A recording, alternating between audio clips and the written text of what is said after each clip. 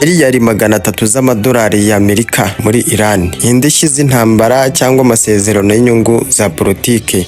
Leta Zunze Ubumwe za Amerika zageneye amafaranga angana na miliyari 300 mu kuriha ibyangirijwe muri Iran, mu gihe amasezerano mashya hagati ya Amerika na Iran akomeje guteza impaka ku rwego mpuzamahanga. Kimwe mu bintu byakuruye amatsiko menshi ni inkunga ya miliyari 300 z'amadolari zikomeje kugarukwaho cyane, bivugwa ko zizafasha Iran kongera kwiyubaka nyuma y'intambara. Kanda aho handitse subscribe kugira ngo dukomeze tubane no mu yandi makuru.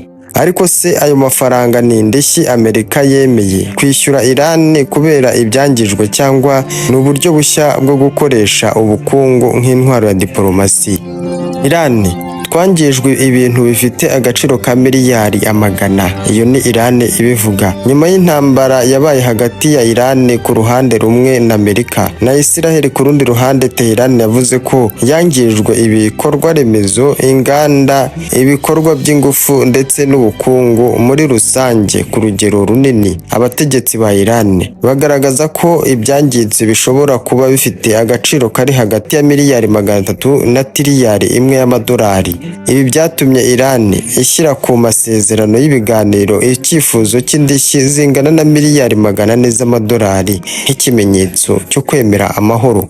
Amerika ntiyemeye kwishyura ayo mafaranga. Amerika ntiyemeye gutanga iyo ndishyi. Amakuru ya Reuters agaragaza ko Amerika yanze kwita ayo mafaranga indishyi z'intambara, ahubwo hashyizweho igitekerezo cyo gushinga ikigega cyiswe Reconciliation and Development Fund gifite agaciro ka miliyari 300 z'amadolari. Iki kigega kigamije kongera kubaka ibikorwa remezo bya Iran, gushora imari mu nganda n'ubwikorezi, guteza imbere urwego rw'ingufu ndetse no gufasha Iran kongera kwisanga mu bukungu mpuzamahanga. Ninde uzatanga ayo mafaranga?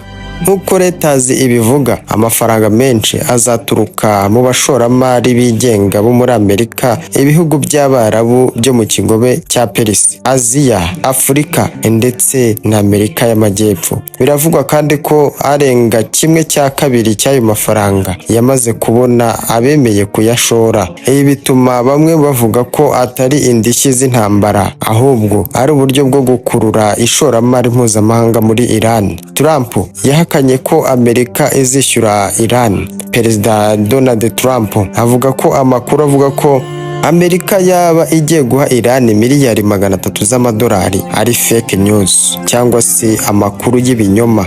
Mu buryo nk'ubwo, Vice Perezida wa Amerika J.D. Vance yavuze ko nta dolari na rimwe ry'abashoramari cyangwa ry'abasoreshwa ba Amerika rizahabwa Iran, ahubwo yavuze ko Iran izabona inyungu z'ayo masezerano gusa nibaramuka bubahirije ibyo bemeye. Iran yo ibibona ite? Ku ruhande rwa Iran, iki kigega gishobora kugaragazwa imbere mu gihugu nk'intsinzi ya diplomasi nyuma y'imyaka myinshi y'ibihano by'ubukungu ndetse n'ingaruka z'intambara. Kubona amahirwe yo kongera gukurura ishoramari mpuzamahanga bishobora gufatwa nk'intsinzi kuri Tehran. Ariko hari amasezerano mu bukungu bavuga ko hakiri ikibazo cy'agaciro k'ubusugire, bugaragazwa ko Iran ishobora kubona ayo masezerano nk'ubufasha bujyanye n'amabwiriza y'ibihugu byo hanze, aho kuba uburenganzira ku busugire cyangwa busesuye bwo kugena ejo hazaza h'ubukungu bwayo. Ese ni indishyi cyangwa ni igikoresho cya diplomasi? Uko ibintu bihagaze ubu, nta masezerano agaragaza ko Amerika yemeye kwishyura Iran indishyi zingana na miliyari 300 z'amadolari, ahubwo Iran yari yasabye indishyi za miliyari 400 z'amadolari. Amerika irabyanga, hashyirwaho gahunda y'ikigega cy'ishoramari cya miliyari 300 z'amadolari.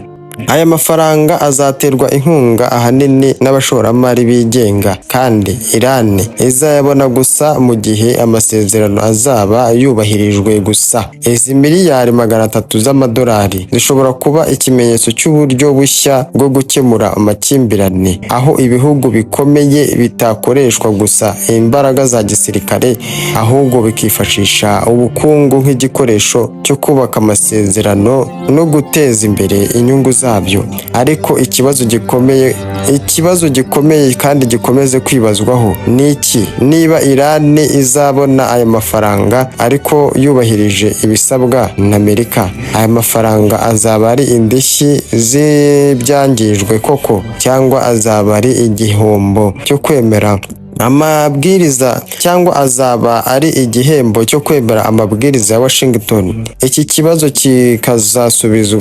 Iki ni ikibazo kizasubizwa n'ishyirwa mu bikorwa by'ayo masezerano mu minsi n'amezi biri imbere. Ese wowe udukurikiye ubyumva ute? Nyarukira muri komenti utubwire uko ubyumva.